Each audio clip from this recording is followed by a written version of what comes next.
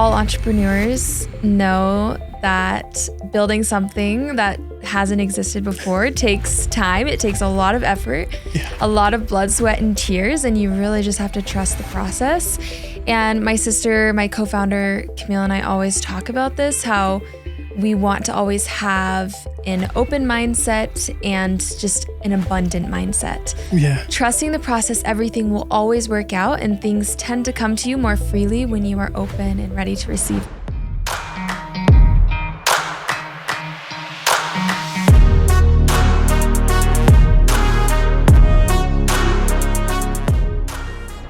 All right, Grace, Weston, thanks for joining me on the Thinking Project. Yeah, absolutely. I love your content on LinkedIn. I love what you guys have going on. A lot of like e-commerce stuff, but I wanted to talk about something you posted recently, which I really love diving into, which is like trusting the process. Yeah. So you posted that. It was only a couple of days ago. But tell us, like, I mean, that's a hard lesson to learn, and even a harder lesson to like apply. But just give us your thoughts. Like you can only say so much in a LinkedIn post, right? So I wanted to give you like an opportunity just to like dive in. Yeah. Yeah. No, thank you. So I guess my thought process behind that post was essentially, I mean, all entrepreneurs know that building something that hasn't existed before takes time. It takes a lot of effort, a lot of blood, sweat, and tears, and you really just have to trust the process.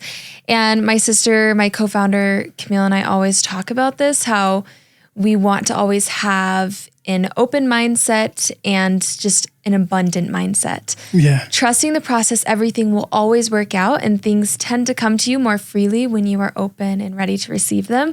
And so there's some moments when I'm like, I just wish we could be like 2 years down the road and, you know, I want to be here, but we're here, or, you know, whatever growth games I have going on in my head and expectations. But I just try to remind myself to trust the process and enjoy the now, because 2 years down the road, I'll miss this moment. And the hustle I'm experiencing now. So I guess that was kind of the thought process behind my post. I love it. Right. Thanks. And a lot of people, especially because I've interviewed tons of entrepreneurs, I'm friends with even more. And we all get caught up in tomorrow, right? Like whatever is going to happen tomorrow. Right. I wrote a post about this recently. I don't like to get too religious, but one of my favorite, it's my daughter's name, and her name comes from Matthew chapter 6 in the Bible, where, and the very last sentence of that is like, sufficient unto the evils, or sufficient unto the day or the evils thereof, which is essentially like, tomorrow is going to be terrible anyway. So you should just live right now and then deal with tomorrow when it comes. You know what I'm saying? Yes. But a lot of people forget that. A lot of people want to be further down the road. They want to do this. So how do you, I mean, with that mindset, what does that look like practically? Like day to day, how do you trust the process, stay in the moment, like know that you're on the right track, but it's going to take a minute? Right.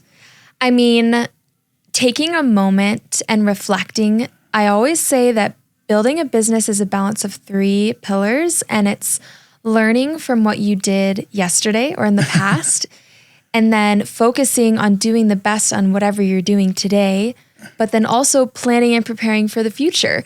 And it's a really tough balance. And I'm not really sure that I have the perfect answer of how to manage all 3, although I use a lot. I write a lot of things down. I have a lot of lists. We use a lot of CRMs. We have a lot of meetings. And I guess if we're talking really detailed, I will plan my day out half-hour blocks at a time. And this really helps me stay on track to make sure at least all of the priorities get done today that have to be done. Yeah. Well, and I like that, just prioritizing what's got to get done. Yeah. I think a lot of people share that sentiment as far as time management, which is like 100%. Which is like, you just do the things that are most important right now and then keep going. Like I have a list that the most important things get done. And I have some things that have been perpetually on the list that like, is just not important yet. You know what I mean? They just stay on the list forever. And you're just like, all right, well, I know that needs to be done, but it's not at the top. And then something happens and then it gets to the top, right? But you guys have been at this for how long? 1.5 years, 2 years? So we're coming up on our 2nd birthday on December 8th. Got it. What's the big plan for December 8th? Can you say anything? Yeah. So we're hosting a birthday party. Oh, heck yeah. And Nona Rose hosts events for ourselves and our clients. Okay. So we're really excited about this event. It's surrounding Nona Rose and celebrating her 2-year birthday. Essentially, it'll be a sleepover. We're doing it's I think I've seen this. Yeah. Yeah, it's for female founders and marketing executives. And the group of us will just get together. We'll order in pizza. We'll have lots and lots of decorations. We'll watch a movie together, do a gift exchange. It'll just be a really fun, authentic party for women in business, which is the best. Yeah, I absolutely. love to combine partying and business together because it makes it so much more fun. 100%. So that's our plan. All right, deal. That's dope. And especially, all right, this is always a soft spot. We're talking about this a little bit before the show, but anybody who's watched this for even 2 episodes knows that I love supporting women in business. I've had a ton of people on. What was it like for you and your sister founding the company, saying you wanted to step into business, and just kind of go through that story, because I think it's kind of, it's for anybody to start a business, it's always awesome, but especially for women. Like, I want my daughter to learn these lessons. So that's why I always ask the questions. Yeah.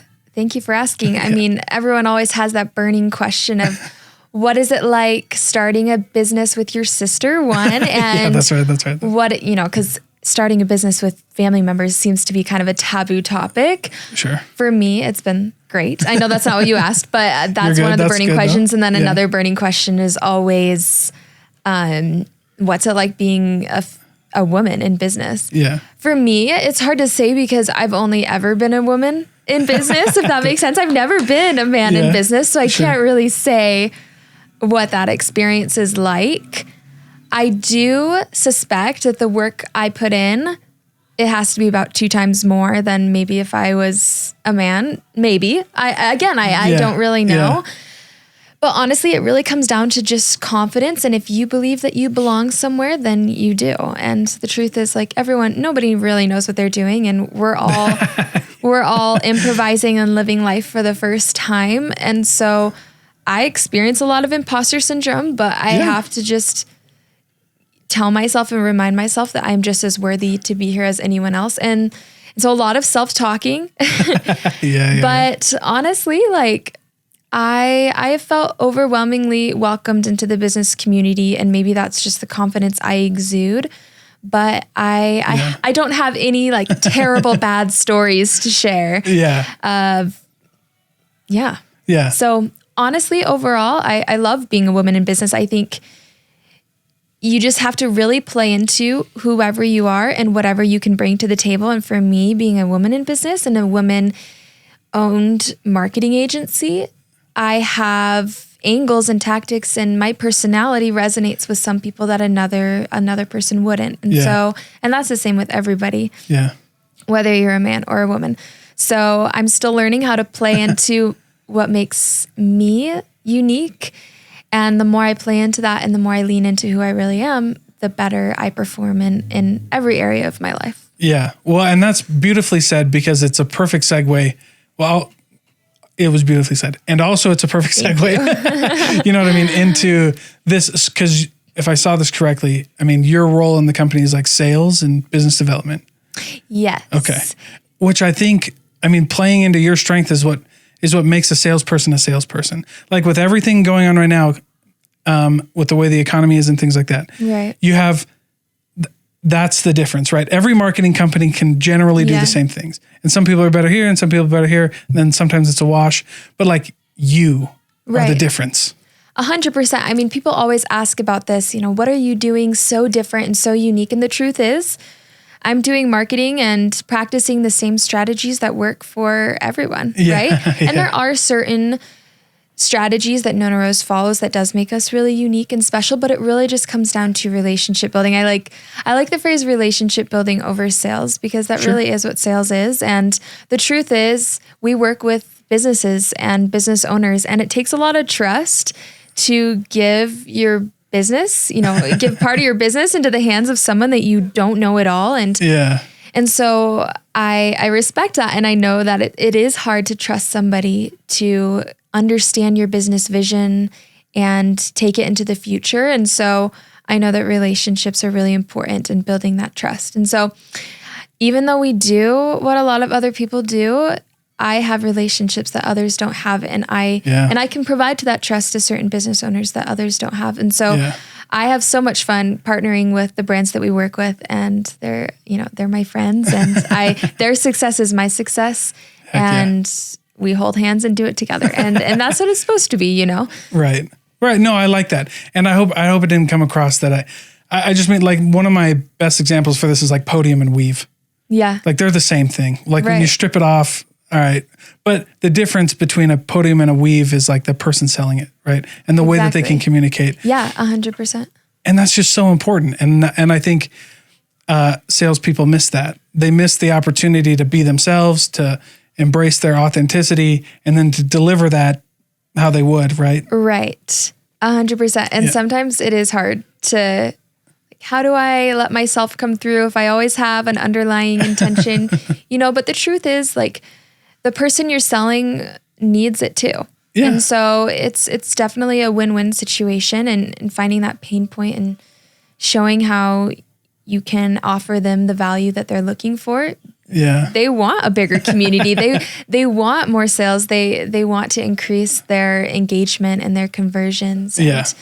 And be a bigger brand, right? And we want to help them. So it's perfect. Well, that's sales, right? It's just aligning our values, and then there's an exchange there, whatever that looks like. Yeah. But I never also, I learned really early on in my sales career that I never let it be a guess, right? Like, I'm always there. I'm always like, hey, look, I'm trying to sell you something.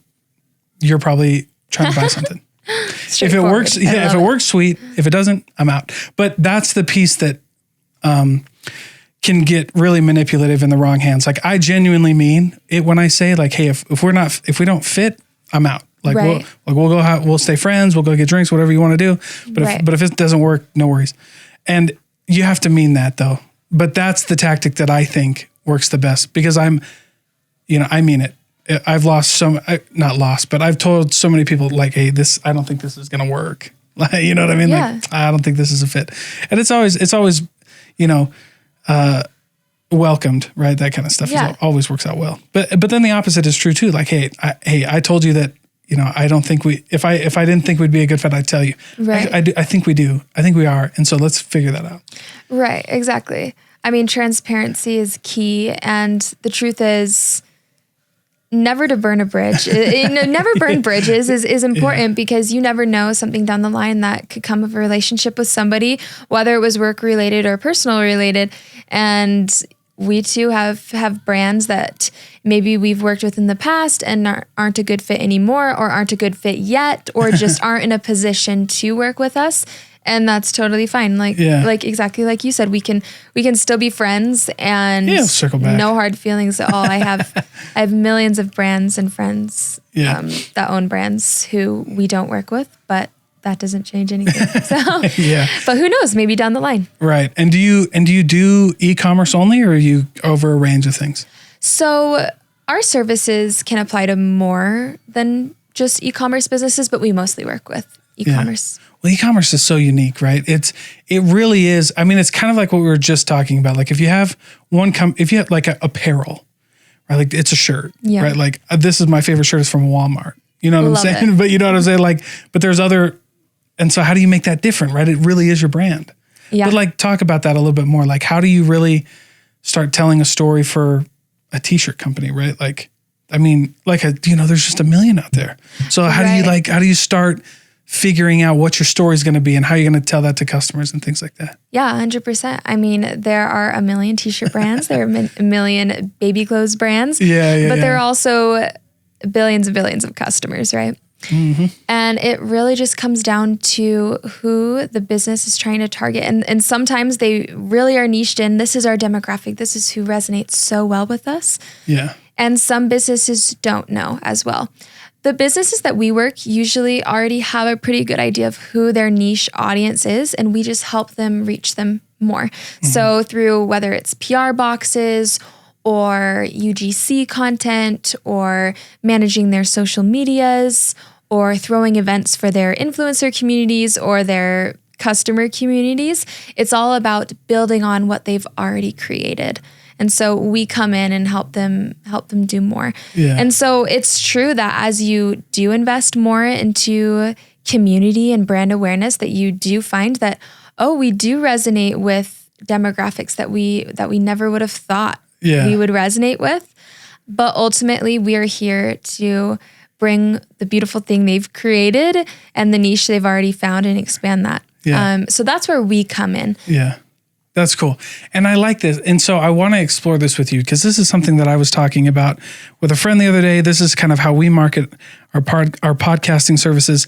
But every time we get with a business, like there's a demographic, right? It's like women and this thing and kids and this thing, or like men and this thing. And then like, but you said something really interesting, which is like when you start building a community, you start finding out that there's other people around that that are in, right?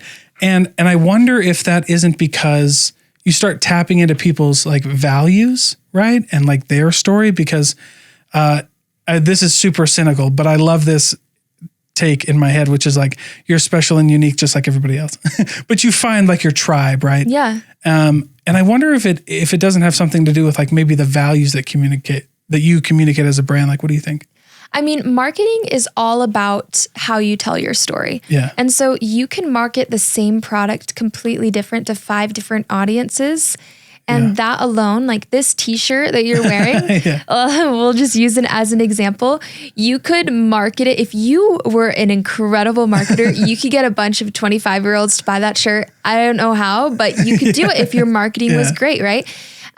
Marketing is all about how you tell your story to different types of people. Yeah. And it takes a lot of A/B testing. We're not sure if our product would resonate with this demographic, with this crowd, but we're going to try it out, right? Yeah. And so it's important for brands, and the most successful brands are the ones who aren't stuck to that one persona or customer. Yeah. Because the truth is marketing is always changing, and more customers are, those who are 10 years old right now in the next 10 years will be the new Gen Z, right? And so always innovating and always pivoting and being open to, the way that your brand resonates with millennials will be different than how it resonates with Gen Z. But both are important channels for your business. And so it all comes down to strategy and being willing to alter and change. But I think that's what's so fun about it. Oh, 100%. I remember early at the beginning of this podcast, actually, we started a CBD business, a couple of buddies and I. Nice. And we were like, all right, so we actually learned a super hard lesson, and that is like, that's considered high risk. So you can't market normally. You can't do Facebook. I mean, you couldn't even do Reddit. You can do SEO though. You can do SEO. You can, and then we were like, we can do like UGC influencer stuff. And we were looking at TikTok, and it was a bunch. And I was the youngest guy. I'm 29. I was the youngest one there, and I was like, well, we could look at TikTok. And my other co-founders were older, at like late 30s, early 40s, and they were like, nah, that's too Gen Z. Like, I don't know if they're gonna have the money for it. And I was like, what? I started digging into TikTok, and I was like, dude, actually, TikTok, it's probably flipped now, but there's quite a few millennials and like Gen X on TikTok. Oh, 100%. And you're like, and I'm like, and I go, they're actually almost 50-50. Like so many millennials on TikTok. I'm like, so we ended up going on TikTok and crushing it. That's like awesome. Going wild. But it's just interesting, like where you don't think people are. Yeah. And then how even social media channels kind of like flip, right? Like I feel like Facebook died there for a little bit and then it came back. Yeah. Like Facebook's a thing again. Right? Like, I mean, you just got to be everywhere all at once. And that's the truth. And the most successful brands are the ones that you see everywhere. It's so true that someone doesn't buy something because it's the best product, right? Of course. I'm sure I just bought a one-piece workout set from TikTok shop, and 100% it is not the best one out there. And I will admit that. Like, I'm sure it's not the best quality or maybe the coolest, bestest, but I was seeing it everywhere, and finally I caved. And I was like, I gotta try this. I gotta try this. Yeah. And so it's true. It's just, each product has a number of touch points, and you just gotta be everywhere all at once. Have your, be dipping your toes in all of the marketing channels, because it's true. Wild game. Yeah. Wild game. Your customers are everywhere. And I think that's part of the fun about selling and marketing is like, you never know what's going to happen. Right. You never know what's going to change tomorrow. And we go in waves. And I mean, as a salesperson, you know, you've been seeing kind of things on LinkedIn and stuff like cold calling's dead or whatever. And I'm like, I think it goes in waves. Like, I don't think anything's ever dead. I just think things work better at certain times and seasons. Last year's cold calling was dead. Well, dude, definitely it's changed. Like when I first started, cold calling was money. You could call anybody and sell anything over the phone. Now it's a little more difficult, right? Like you have to try more, but it's certainly not dead. Like I just had a customer, a client of ours just land what was it? Like a 24,000 ARR deal from a cold call. So like, that's awesome. We don't do any cold calling. Maybe I should try. Cold calling's tough though. Like, it's one of those things where you got to like make up 500 calls before you see one thing. You know what I mean? Certainly. Which is like, it's all a numbers game. It really is. We got our first like big client through cold emails. Yeah. And we don't really spend much of our time in cold emails anymore. Yeah. It's mostly in person and through events. That's our main sales funnel. But you're like, dang, cold email dog works. It does work. Do you guys do that in-house for you? Yeah. Yeah, nice. Yeah, we did. Like I said, we don't really do any cold emailing anymore. Yeah. It's more relationship based. That's what works better for us. Well, but at the beginning, well, I was going to we didn't have any brand awareness. Cold emailing was you got to go. You got to do it. Yeah. Well, this is funny because I was telling you about a client that I was like, hey, I don't think this is going to work. And they were an e-commerce brand. So I work with a couple like brands on the outside selling into e-com. Nice. And I learned super quick that like cold calling and cold emailing is because e-com brands get hit up every day. So this guy called me. Oh my gosh, it's nonstop. It's like ridiculous. You know what I mean? So this guy comes up, he's like, we want to target e-com brands. I heard you were cold calling, cold emailing. And I was like, I'm going to stop you right there. If you're targeting e-commerce, it ain't going to work. Like at all, period, end of story. You need to be doing partnerships and events. That's it. Yeah. And I was like, and I can help you with that, but like, it's not going to be this. And they were super appreciative. And then the conversation changed and we'll see where it goes. But yeah, e-commerce is crazy. Yeah. They're like a different beast. Like I said, the relationship part is key. Yeah. I learned that too. There was I had a friend, she was actually on our podcast, her and Murray Wright. Do you know Murray? Yes. Megan Fisher. Uh-huh. You know Megan Fisher with Ecom Sweetie. They were on my podcast a while ago. And that's what Megan did. She created a cool little Ecom Sweetie thing where people could get together, women in ecom. And I think they're doing really well. I haven't talked to Megan in a while, but it seems like she's doing pretty good. Yeah, no, that's awesome. Yeah, I actually saw her at a Commerce Catalyst a while ago. Matt Holman, were you there? I was there. Oh, cool. There were a lot of people there. So there were a ton of people there. Well, I was there doing a podcast. We had a big podcast set up. So that was a lot of fun. But let's go back a little bit. Did you want to always be a business owner? Did you always want to be an entrepreneur? I think as I got older, I definitely knew I wanted to create my own path in life. I didn't know exactly what that meant. Yeah. But I always felt called to do something unique and special and different. Yeah. I don't think I ever thought exactly I'm going to start a company and that's going to be the way I make a difference. But I guess it just kind of fell into my lap, really. And I would have, even if I had thought of being a business owner, I would have never thought of being an agency owner. Yeah. So, I mean, time changes a lot of things. And my sister and I, it just kind of happened. We were studying marketing at school and started taking freelance clients on the side. And we started getting a lot of requests to take on more freelancing projects, and it became a lot. And we ended up both dropping out of school, not finishing, and starting Nona Rose instead. Mm-hmm. We wanted to start a clothing line. That's what we wanted to do. But this is where our talents took us, and for now, this is where we are. And I wouldn't change anything about it. Like I love Nona Rose, and I love what it's becoming, and it's super exciting. So I don't ever really think you can 100% predict what will happen. Can't even see 2 years down the road. So much changes. But I knew I wanted to do something different and make a difference. So you and your sister were both in school? Yes. Studying marketing? Yes. Nice. Uh-huh. That's super interesting. And I love this. So do you know Jaron Erickson? Uh-huh. Yeah. Yeah. He was on my podcast, good friend of mine.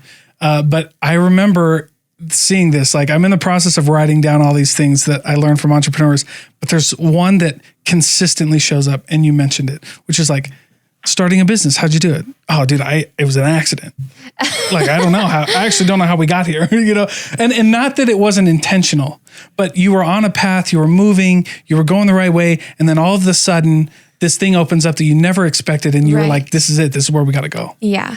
And that is a very special moment in anybody's life, whether it's because of a business or a relationship or something like that. But that's consistent. I mean, it comes down to trusting the process, right? Yeah, exactly. You had to bring a full circle moment, but it's true. And Nona Rose began as an SEO agency, and I thought that's what it would always be. Yeah. And now SEO is our smallest package. Well, SEO is wild, huh? That's a pretty hard one, dude. I mean, no offense to, I love SEO, but I'm saying it's hard. That one's hard. I mean, I love SEO, and that was our first bread and butter. Like my sister and I just dove in, and we have technical minds, and we were really good at it. But we had a problem of a lot of people were like, 2 young girls doing SEO. Are you sure? Yeah. And it was harder for us to build that trust with clients, even though we had a huge skill for it. But I'm grateful that we opened our mind to pivoting and offering more services. It kind of would just happen where a client would say, yes, I want SEO and I also want this. Can you do this for me too? And we'd be like, sure. And we'd kind of expand our services into that. And that was at the very, very beginning. Yeah. And here we are today as a full service marketing and PR agency. Killing it. And totally different than what I would have expected it to be, but better than I could have expected it to be. Well, that's wonderful. And I love this whole conversation. I was talking with, I've had a lot of people on this podcast, and I was having this conversation, and it was about this imposter syndrome, or like, how do people do this? And I had a friend say, he goes, like, if you got the chance, and I never put it this way, but it's absolutely, when he said it, it was absolutely true. And he was like, if you were able to meet like 10 high profile entrepreneurs, you would quickly realize how much imposter syndrome they have, like how insecure they feel. And that was a huge eye-opening moment for me, because then I go back and I think about the people that I've interviewed, and I think about a lot of them, not in a negative way, but they're insecure. Like the higher up you get, the more insecure that you feel, right? Because somebody's trying to take your job. It never ends. Yeah, clients are and I've met people, who are in this business for a long time, who just still feel like this insecurity, this inadequacy, like this, I'm not good enough. And I don't know if you have to feel that, but it's to be successful, but it certainly is a trend. Like that would be one that I would say like, yeah. Right. I mean, successful leaders, they are not immune to fear. They're not immune to imposter syndrome. But successful leaders are able to harness that fear and imposter syndrome into a positive way. Yeah. And lead others. Yeah. So certainly I feel imposter syndrome every day. I mean, I do too. Yeah. I have to use that 20 seconds of courage a lot throughout my day. Yeah. But it pays off. And it's true that none of us know what we're doing, and we're all just doing the very best we can. And just kind of having that patience with yourself and others is really important. And I need this advice more than anyone else. Well, and for what it's worth, I think you're killing it. I think everybody's doing what they're supposed to be doing. But I would say, I always give it like, whenever I get asked the question, and sometimes it'll be unsolicited, like it'll be right now, but you'd be surprised. Like, think of like the big business owners that you are like, man, I wish I could be like them right now. Mm-hmm. I've had the opportunity to meet a lot of those people, and I've had the really special opportunity to get taken behind the scenes. Yeah. And it will blow your mind how crazy simple things are, how crazy and how crazy, like I find myself all the time when I peel back the curtain or like get behind the scenes in these big companies, I'm like, that's what you're doing? Like, that's crazy. I mean, no, it's like, true. I've had the same good. Okay. moment. I'm not crazy. I mean, well, it's always easy to, I guess, paint something to be different than it is if you don't really know how it is. For instance, fabricate it in your head. Yeah. For instance, being in marketing and working in business humanizes business so much. Right. I mean, it's just real people making mistakes every day, doing their best, pivoting, making changes, sending emails, packaging products. It's just, we're all doing the same things. And so, I mean, I used to look to big businesses and be like, oh my gosh, like they're just incredible and amazing and perfect. And now that I'm more, seeing eye to eye with them and working hand in hand with them, it's not that I've lost respect, but I guess if anything, I've gained more respect for them. It's a lot of work. It's a lot of work and a lot of lost hours sleeping, but it's also really fulfilling and exciting. And so, it humanizes business a lot that, we're just real people doing real things. Grinding, and no one's more fit than another person. It's just, I guess, different things we were called to do, but and different paths we choose. But it is cool to see. Yeah, and I never mean that disrespectfully. Like whenever I say that, some people are like, "Oh, well, you don't know what went into it." And I'm like, yeah. But like, I never mean it disrespectfully. No, like, never. But it should be like encouraging. It should. I gained respect. Yeah. It's like for me, it's encouraging. It's like, oh, like I can do this. Yeah. Like if this is it, like I can do that. 100%. And I remember interviewing Susan Peterson, and when she started Freshly Picked, that's what it was. She was a bartender, I think, is what she said, right? And she was like the day shift, and she went over to her friend's house, and her friend was like sewing moccasins in like her like kitchen. Right. And Susan goes, well, if she can do that, I can do it. And then you have Freshly Picked, and you're like, there you go. You're like, holy shit, this is crazy. Yeah. And it's just like that. And all respect to Susan Peterson, she's wonderful. But it's just a wild thing. And it's amazing how small the community is in Utah. You have like this tech community. Yeah. And then like the other big one in Utah is like e-commerce, like one that I didn't really expect. Like, but you got kind of those two powerhouses in Utah going crazy. Yeah. I mean, I grew up in Indiana and. Oh, no way. Yeah. That's super cool. Okay. Midwest girl. Yep. I'm from Iowa. Oh, really? Yeah. Okay. Midwest. I lived there for 2 years. I was too young to remember. Sure. But I grew up in the Midwest, and the entrepreneurial scene isn't as strong there. No. I grew up thinking I don't know what I thought I wanted to be, honestly. But there were only a couple career paths, Oh. The standard career paths I thought I would take. Like I am doing nursing my part. Or HR. Teacher, doctor. My dad was a doctor, and my mom was a stay-at-home mom. And so I thought that would be me too. I'd follow the standard career path. And then I moved out to Utah to go to college. And I'm so grateful I made that scary jump to move across the United States, because it introduced me to a whole world I never knew existed, and that there are so many other career paths that I could take. Yeah. And I could, in fact, build my own and create my own career path. And that's exactly what I did. Yeah. But I attribute it all to this state, right? Yeah. And the community and culture here is really that you can do your own thing. Do you ever think you'll go back to Indiana? No, I don't think so. You want to live back in the Midwest at all, ever? I mean, I think it's a great place to live. No. Very political. Yes. No, I mean that with all sincerity. Like it is a really wonderful place to live. Great people are from there. Yeah. I don't know. I guess I can never really say. Like I said, I can't predict the future, and maybe I'd find myself back in the Midwest. My family moved out here. Okay. And so nothing is really drawing me back there at the moment. Yeah. I love the West. I've already lived in the Midwest, so I'd rather try the East or the South. I really want to live in the South for a part of my life. And I love being here in Utah. It's really grown on me. Yeah. So like I said, who knows? Yeah. Maybe. My wife loves the South.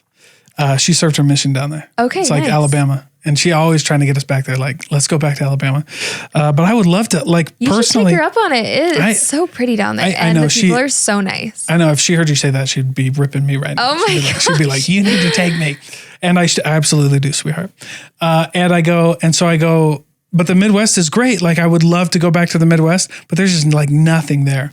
Like, because I've said this before too. Like, if you were a girl graduating high school, you were like healthcare, HR, like some, you know what I mean? Like that was The typical career path. If you were a guy, it was like farm, factory. You know what I'm saying? Like, yeah. You know, I grew up in a really, really small town. Right. That's all we had. And like, to the point where like, I remember, I've told this story before, but like, I remember that you do the most likely to awards in high school. Yes. All right. The superlatives, right? Am I saying that word right? The superlatives. I got nominated for most likely to get married first. Oh, right. I am still not married. Good for you. And I'm totally fine with that. But I knew I wasn't going to be the first, but I was like, okay, guys, whatever. Yeah, you're like, whatever. I got most likely to be a con artist. Oh. Because I like to sell. Right. And if you're in the Midwest, like, if you're like, they don't know what salespeople are out there.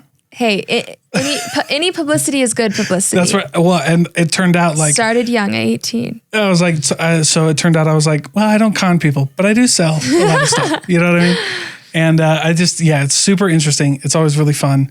But the Midwest, wild. Where did you live in Iowa? I know it was for a little bit, but... Iowa City. Okay. It was when my dad was in residency. Yep, that makes sense. Yeah, big thing. I don't remember a thing. No worries. I'm sure it's a great place. I love it. Yeah, Iowa City's great. I've been to Indiana. What part of Indiana? Indianapolis, or I guess just a little bit north. I don't know how well you know the area. I know Indianapolis a little bit. We wrestled a couple times in Indianapolis. And then like had a couple tournaments out there, whatever. I only know them outside of Iowa. I only know the Midwest outside of Iowa because of wrestling. Right. I was like, we just went to tournaments. No, it's a drive-through state. A lot of people don't even think about Indiana ever. Indiana. Dude, isn't that... No, that's Nebraska. You're not Nebraska. I'm not Nebraska. That's a plus, dude. Holy cow, that's great. Well, Grace, you've been wonderful. I really appreciate all this. Before I let you go, where can everybody find Nona Rose, get a hold of you, follow you, all that good stuff? Yeah. We're on LinkedIn. Our whole team, we try really hard to post every single day since it's so important to be present and active. But you can also find us on social media. And our website, nonaroseagency.com. We actually just got nonarose.com. So our new website is up and coming. So stay tuned. As well, I think I already said social media, but thanks for having me. Well, thank you so much, Grace. Appreciate it.